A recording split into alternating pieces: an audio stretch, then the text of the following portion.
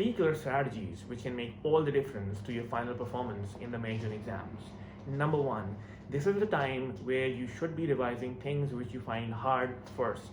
You can't slow yourself down reading every single line in the book, especially for topics that you already know, just to feel good.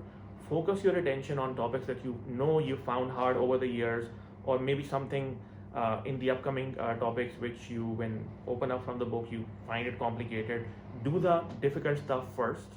Glance over what you already are comfortable with later, and also keep in mind not every line is equally important. So learn the tactic of skipping things that are not important and basically prioritizing it based on quantity and quality, and not giving equal importance to every single line in the textbook. Preferably revise lecture notes if you've attended all classes in your school or made your own notes.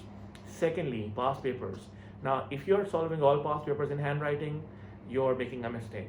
If you're not solving all past papers in handwriting, you're still making a mistake. Here is the proper way of doing past papers at this stage.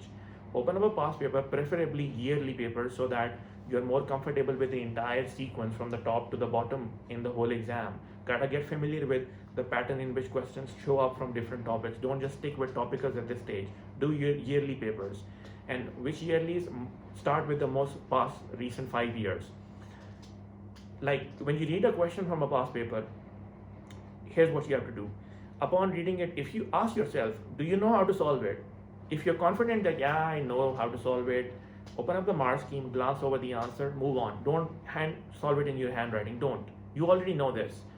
But when you read a question and you feel blank on it, that one I want you to answer in handwriting form, because that processes the information mentally in a much different way and would make sure that that concept gets clear. Don't just glance over the solution in the mark scheme, especially for math papers.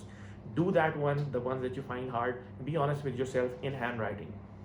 And number three, and this one is so important, at least once at some point, and I'm not talking about school mocks or everything else, in your own home, in your own time, when you are fully comfortable and active, for every subject that you are going to be appearing for, you wanna do a timed session. Use your phone stopwatch and do the whole paper, print it out so that you feel like you're in the exam hall, and do no distractions. Tell everybody don't disturb you.